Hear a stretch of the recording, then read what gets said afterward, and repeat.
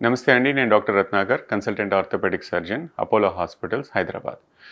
చాలామందికి ఆపరేషన్ మోకాళ్ళనివ్వండి, knee replacement అయినా, లేకపోతే తుంటి మార్పిడి, హిప్ రీప్లేస్మెంట్ అయినా, ఎనీ జాయింట్ రీప్లేస్మెంట్‌కి ఎక్కువగా భయపడేది ఫస్ట్ కాంప్లికేషన్ ఇన్ఫెక్షన్ అంట. ఇన్ఫెక్షన్ అన్నది ఈ ఒక్క ఆపరేషనే కాదు, ఎనీ ఆపరేషన్‌కి వచ్చే అవకాశాలుంటాయి. ఎందుకంటే మనం స్కిన్ కట్ చేసి వెళ్ళాలి కాబట్టి ఎనీ బ్యాక్టీరియా వచ్చే అవకాశం ఎక్కువ. దీన్ని సధిగమించాలి అన్నదానికి ప్రతిదానికి ముందు ప్రికాషన్ తీసుకున్నది ఏ ఆపరేషన్ కన్నా ఇన్ఫెక్షన్ రాకుండా ఉండే జాగ్రత్తలే. ఇది రోగి నుంచి కావచ్చు, హాస్పిటల్ ఎన్విరాన్మెంట్ కూడా కావచ్చు. ఎందుకంటే దీంట్లో మన చేతుల్లో ఉన్నవి అంటే రోగి యొక్క ఇమ్యూనిటీ ముందు చెక్ చేసుకుంటాం. షుగర్ కంట్రోల్‌లో ఉందా లేదా?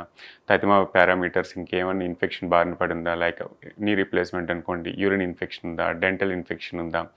బాడీలో ఇంకెక్కడైనా ఇన్ఫెక్షన్ ఉన్నదా అని మన బ్లడ్ టెస్టుల ద్వారా చెక్ చేసి నిర్ధారించుకుంటూ ఉంటాం.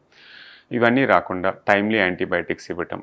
అంటే ఆ టైంకి ఆపరేషన్ ముందు, ఆపరేషన్ తర్వాత ఈ టైంలో యాంటీబయాటిక్స్ ఇస్తే దాన్ని బ్యాక్టీరియాని అరికట్టే అవకాశం ఉన్నది కాబట్టి ఆ టైమ్లీ యాంటీబయాటిక్స్ అంటాం.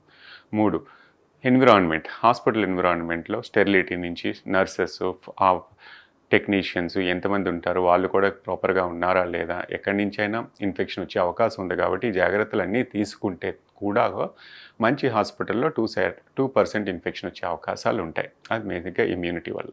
ఇన్ని జాగ్రత్తలు తీసుకున్నాం. 2% అనేది నేషనల్ పారామీటర్. అది ఉంటే దట్ ఈస్ బెటర్ హాస్పిటల్ అంటాం. అలాంటి ఈ పారామీటర్‌లు ఎక్కడ ఏది తగ్గినా కూడా ఇన్ఫెక్షన్ వచ్చే అవకాశం ఉంటుంది. ఈ ఇన్ఫెక్షన్‌కి అరికట్టడం ఎలా?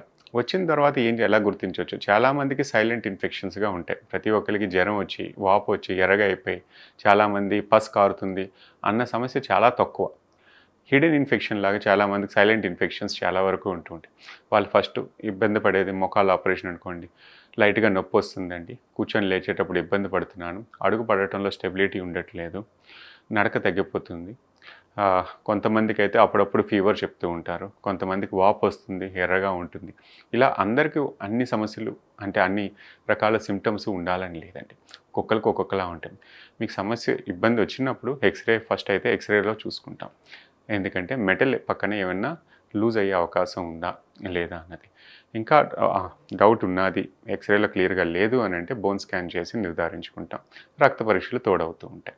ఈ పారామీటర్స్ అన్నిట్లో ఎక్కడైనా ఇన్ఫెక్షన్ ఉన్నది అని అంటే ఫస్ట్‌లో మనకి ఇవ్వడానికి యాంటీబయాటిక్స్ ద్వారా తగ్గించే అవకాశం ఉంటుంది కొంతకాలం.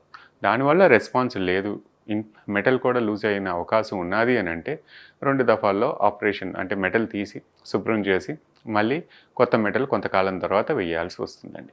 సో ఇన్ఫెక్షన్ ఉన్నా దాన్ని అరికట్టి మళ్ళీ మనం సరి చేసుకోవచ్చు. దానివల్ల భయపడి అన్ని పనులు మానేసుకొని ఇంట్లో కూర్చుంటాను అన్నా కూడా సమస్య తగ్గిపోదండి.